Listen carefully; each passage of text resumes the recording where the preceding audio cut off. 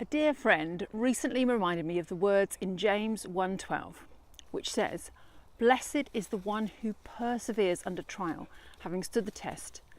That person will receive the crown of life that the Lord has promised to those who love him." Let's have a look at another verse in the New Testament this time, Hebrews 10:36. You need to endure so that you can receive the promises after you do God's will.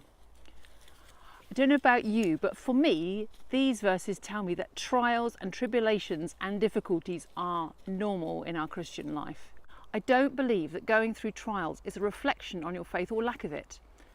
Unless you're knowingly walking away from God as Jonah did, the trials that come upon us are not because we've somehow missed God's path in our lives. That's what Job's so-called friends said about the terrible disaster that befell his family. Look at the women of the Bible. Without exception, they face significant challenges. Ruth, who is so often held up as an example of faith for women, had watched her husband die, was a childless widow, and she was in danger of starving.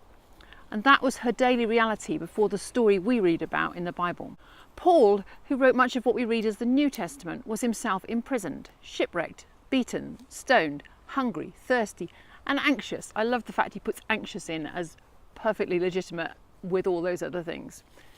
His daily reality of faith was that it was a challenge every single day, a battle. The stories we read about in the Bible are of real lives, not stories. They're real lives and real challenges lived by real men and women. And it's how they deal with these challenges, how they face them, and their courage in the face of them. That's what makes their lives and stories inspiring and encouraging for us. My Bible tells me that it's not that they face these life-threatening circumstances, tragic or seemingly impossible circumstances, but it's their courage as well as their focus that we need to look at and explore further. And these heroes and heroines of faith seem to have one thing in common. It's the who they're looking to. They're believing that their God is bigger than the circumstances and they're looking to him to help them through it. And what I see in their stories is that difficulties and challenges in our life of faith are normal. We get that? Normal, not extraordinary, not unusual, normal. That's the normal. If you read the New Testament, that was their normal experience.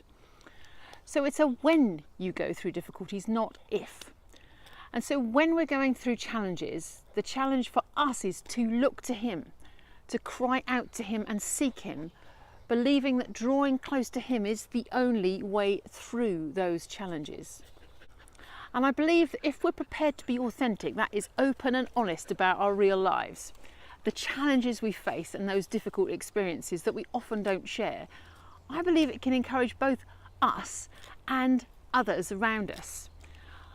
I think if we can be vulnerable enough to share, we'll be surprised at the different people who our story resonates with, who are walking or have been walking a similar path. Feeling like we're the only one can be so discouraging.